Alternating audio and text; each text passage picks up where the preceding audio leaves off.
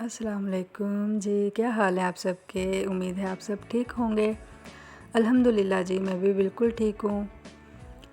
जी, यहाँ मैं सुबह-सुबह बच्चों के लिए नाश्ता बना रही हूँ स्कूल जाने के लिए। जैसे कि आज फ्राइडे है और फ्राइडे की रूटीन थोड़ी-सी अलग होती है, मतलब सेम ही होती है, लेकिन सब जो मर्द हज़रात घर पर होते हैं, सब ने जुमा पढ़ने जाना होता है, तो इसलिए जो है थोड़ी-सी चेंज होती है। बच्चों ने स्कूल जाना था और मैं बच्चों के लिए यहाँ पर नाश्ता बना रही हूँ। ये सामान निकाला था, रात में लेकर आए थे हस्बैंड। यहाँ पर बच्चों के लिए साथ साथ मैं नाश्ता तैयार करूँगी और साथ ही मैं उनके लंच की तैयारी कर रही हूँ। ये मैं साथ में फ़्राइज़ बना रही हूँ। मैंने शाम को बच्चों को फ़्राइज़ बना कर दिए थे, तो साथ ही सुबह के लिए आलू काट कर और उनको अच्छी तरह से वॉश करके फ्रिज में रख दिया था।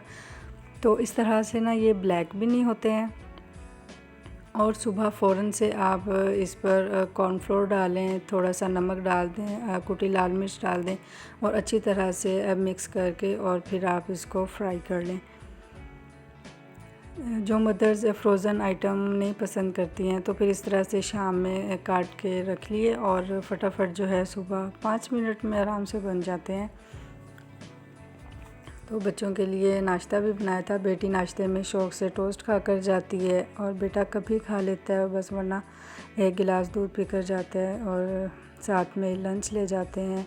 साथ में पॉकेट मनी होती है। कह देती हूँ कि बेटा ऐसे गंदी चीज़ें नहीं ख़रीदनी है। हाँ, कोई नहीं, बस पैसे इसलिए बच्चों को दे देती हूँ मैं, ताकि बच्चे जो हैं, और बच्चे भी स्कूल में पैसे लेकर आते हैं, तो ताकि बच्चे उनको देखें ना, और जब दोस्तों के साथ जाएं, वो कैंटीन पर जाएं, तो बच्चे भी साथ चले जाएं और चीज़ ख़रीद लें। तो फ्राइडे को जो है मैं कोई ऐसा मुश्किल काम नहीं निकालती हूँ सफाइयों वगैरह में, ना वॉशिंग मशीन लगाती हूँ, ताकि क्योंकि नमाज़ वगैरह पढ़नी होती है, घर पर भी होते हैं सब, इसलिए तो फ्राइडे की रूटीन थोड़ी सी चेंज होती है। जी, तो आपकी फ्राइडे की क्या रूटीन होती है, कमेंट्स में मुझे ज़रूर बताइएगा। तो मेरी तो बस यही रूटीन है, मैं कोई मुश्किल काम नहीं निकालती हूँ। काम वगैरह बस नमाज़ पढ़ ली या कुरान पाक पढ़ लिया, इस तरह से ये काम होता है। हस्बैंड के लिए भी नाश्ता बनाया था, अपने फादर इन लॉ के लिए भी। उन्होंने कहीं जाना था जल्दी, तो इसलिए दोनों के लिए नाश्ता बनाया। जल्दी नाश्ता करके वो लोग चले गए थे। फिर मैं और कशमाला बैठकर हम नाश्ता कर रहे थे। ये ऑमलेट बनाया था अपने लिए, ये बच्चों के लिए कशमाला और इशाल के लिए टोस्ट बना दिया था। तो मैंने भी सोचा आज मैं भी ना अपना पराठा बना लेती हूँ, तो मैंने क्रिस्पी सा पराठा बनाया और दिल कर रहा था कि अचार के साथ और ऑमलेट के साथ पराठा खाऊं। तो बस अपने लिए ये नाश्ता बनाया था और मैं यहाँ पर बैठकर नाश्ता कर रही थी। जी, तो नाश्ता करने के बाद वही रूटीन डेली की, सुबह बच्चे स्कूल चले जाते हैं, फिर इस तरह से नाश्ता करने के बाद घर के काम और सफाइयों वगैरह में लग जाती हूँ। तो बस हम औरतों की ज़िंदगी ना शादी के बाद इसी उस पर आकर रुक जाती है, इन्हीं कामों पर। बस ये अपने माँओं के घर में ही ऐश होती है या मौज होती है कि हम जो है नाश्ता करने के बाद अगर नींद भी आ रही हो तो कभी सो जाते हैं, ऐसे काम की टेंशन नहीं होती है। लेकिन ये लाइफ बड़ी टफ़ होती है और ज़िम्मेदारियाँ होती हैं यहाँ पर, जो आपने ज़िम्मेदारी पूरी करनी होती हैं। तो गर्ल्स को जो है इतना इजी और रिलैक्स नहीं होना चाहिए शुरू से। उनको ये होना चाहिए कि हमें माँ को एहसास दिलाते रहना चाहिए कि बेटियों को ससुराल जाना है। तो अल्हम्दुलिल्लाह मेरी वालदा भी मुझे इस तरह से एहसास दिलाते रहे कि बच्चों ने स्कूल जाना है, ये काम भी करने हैं, वो भी एक थोड़ा सा ये एहसास दिलाते रहना चाहिए, ताकि बच्चियों को काम भी करना आता रहे।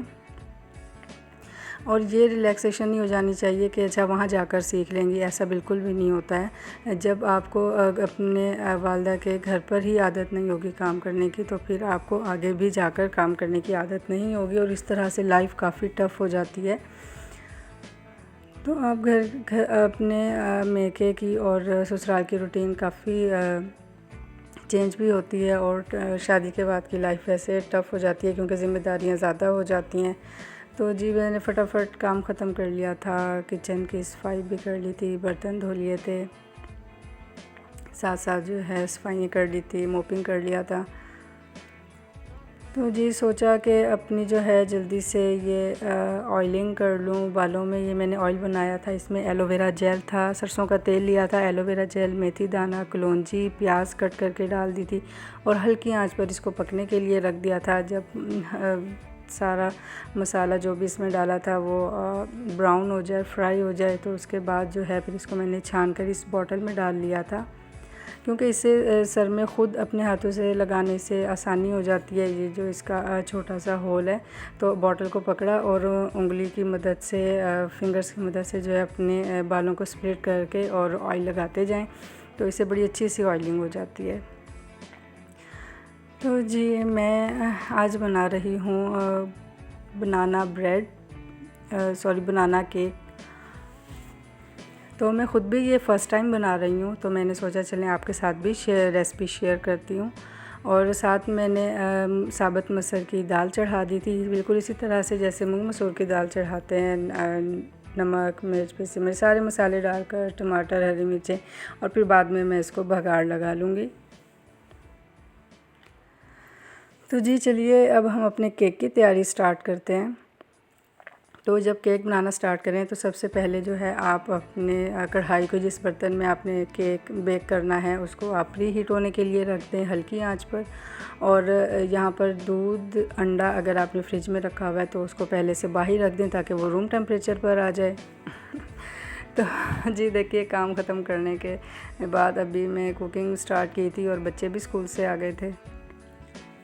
तो जी इसके बाद जो है हम केक मोल्ड जो है उसको ऑयल लगा लेंगे। ऑयलिंग करके एक साइड पर रख देंगे। बनानास मैंने यहाँ पर मैश कर लिए हैं। आप बड़े बनाना हो तो आप 3 ले लीजिएगा, ये छोटे बनाना थे तो इसलिए मैंने 6 ले लिए थे। तो जी इस कप के साथ मेजरमेंट करूँगी। ये मैंने 1 कप और फिर ये हाफ़ कप, मैंने 1.5 कप यहाँ पर मैदा ले लिया है और इसको अच्छी तरह से छान लेना है ताकि एयर इसमें से निकल जाए। तो जी 2 अदद अंडे लिए हैं, ये मैंने अपने ब्लेंडर में डाल दिए हैं। हाफ़ कप मैंने शुगर ली है, क्योंकि बनानास भी स्वीट होते हैं तो मीठा ज़्यादा ना हो जाए। और साथ में हाफ़ कप ऑयल डाल दिया था और ये दूध भी उसी कप से मेजर किया हुआ है, तो हाफ़ कप ये मैंने दूध डाल दिया था। दूध और अंडे रूम टेम्परेचर पर होने चाहिए और इसको अच्छी तरह से ब्लेंड कर लिया था। ये फ्लफ़ी सा मिक्सचर हमारा रेडी हो गया था। तो जी अब हमने जो मैदा छान लिया था, हम अपना मैदा इसमें ऐड कर देंगे और इसको अच्छी तरह से बिल्कुल हल्के हाथों से आपने ऐसे फोल्ड करते जाना है ताकि ये ड्राई मैदा जो हमने डाला है ये अच्छी तरह से इसमें मिक्स हो जाए। तो साथ ही हम ये सिनेमन पाउडर यानी दालचीनी का पाउडर ऐड कर देंगे 1 टीस्पून। 1 टीस्पून हमने वनीला एसेंस लिया है और 1 टीस्पून भर कर हमने बेकिंग पाउडर ले लिया है। तो जी इन तीनों इंग्रेडिएंट्स को डालकर हम अच्छी तरह से मिक्स करेंगे, बिल्कुल इसी तरह हल्के हाथों के साथ। तो जी यहाँ पर हमने अपने मैश किए हुए बनाना ऐड कर देने हैं और फिर इसी तरह से मिक्सचर को फोल्ड करते जाना है बिल्कुल आराम आराम से। तो जी मैं भी ये फ़र्स्ट टाइम ही बना रही हूँ, तो सोचा आपके साथ रेसिपी ट्राई करूँ। और साथ ये पिंच सॉल्ट डाल दिया है, पिंच सॉल्ट डाल के मिक्स किया है और अब मैं इसको मोल्ड में निकाल दूँगी। तो चलिए जी हमने अपना मिक्सचर मोल्ड में निकाल लिया है और अब हम इसको थोड़ा सा टैप करेंगे ताकि इसमें जो बबल्स हैं वो निकल जाएं। और जो हमने अपनी प्री हीट होने के लिए कढ़ाई रखी थी उसमें ये मोल्ड रख दिया और इसको ढक देना है और जो इस होल को मैं आटे के साथ बंद कर दूंगी। तो ये अब आपने 45 मिनट्स के लिए बेक करना है। तो यहाँ पर मेरी दाल भी तैयार हो गई थी, मैंने तड़का लगा दिया था दाल में और अच्छी मज़ेदार सी दाल तैयार हो गई थी। तो जब तक मैंने अपनी जुमे की तैयारी भी कर ली थी, मैंने शावर ले लिया था और मैंने कपड़े वगैरह चेंज कर लिए थे अपने। तो जी जब तक हमारी ब्रेड का टाइम भी पूरा हो गया था। तो जी ये देखिए स्टिक तो बिल्कुल साफ़ आई है और ब्रेड में कितनी अच्छी बेक हुई है कि इसमें क्रैक्स भी आ गए हैं। तो बस मैं इसी को देखकर इतनी खुश हो गई थी कि ब्रेड बहुत अच्छी बेक हो गई है और क्रैक्स आ गए हैं। बेक बहुत अच्छी हुई थी नो डाउट, लेकिन इस पर कलर नहीं आया था ब्राउन कलर। तो तो इसके लिए मुझे इसको 45 मिनट्स नहीं मीन्स के 1 आवर देना चाहिए था, मतलब कि 1 घंटा। यानी कि हम इसको विदाउट ओवन जब बनाएंगे कढ़ाई या पतीले में तो हम इसको 1 घंटा देंगे ताकि ये इस पर ब्राउन कलर अच्छी तरह से आ जाए। बस इसमें सिर्फ़ एक ये कमी रह गई थी कि ब्राउन कलर नहीं आया था। माशाल्लाह से बहुत अच्छी और इतनी टेस्टफुल ब्रेड बनी थी। मैंने फ़र्स्ट टाइम बनाई थी और मैं ख़ुद भी इतनी हैरान हुई थी कि वाह ज़बरदस्त। तो आप भी जो फ़र्स्ट टाइम बना रहे हैं तो आप भी इस तरह से कीजिएगा, और कि मैं आपको ये बता रही हूँ कि आप 45 मिनट्स ही मत दीजिएगा जैसे हम और केक को देते हैं। फिर मैंने इस तरह से किया था, कढ़ाई में एक और पतीली का ढक्कन रख कर उस पर इसको रख दिया था और इसको मैंने 20 से 25 मिनट के लिए अगेन स्लो फ्लेम पर दम वाली आंच पर इसको मैंने रख दिया था। और इस पर देखें कितना प्यारा कलर आया है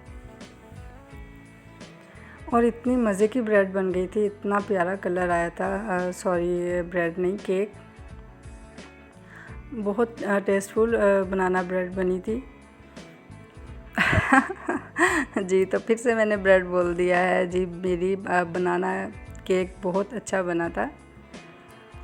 तो जी बस खाना तैयार होने से पहले जो है फिर नमाज़ भी पढ़ ली थी जुम्मे की, और फिर खाना तैयार हो गया था। उसके बाद खाना खाया था। तो जी आपको मेरा व्लॉग कैसा लगा, मेरी रेसिपी कैसी लगी बनाना ब्रेड की और दाल चावल आज मैंने लंच में तैयार किए थे। तो मेरे व्लॉग को आप न्यू है तो चैनल को सब्सक्राइब कर लें और मुझे बताइएगा कमेंट्स में मेरी रेसिपी कैसी लगी, और मेरे चैनल को सब्सक्राइब कर दीजिए, लाइक कर दीजिए। अल्लाह हाफ़िज़।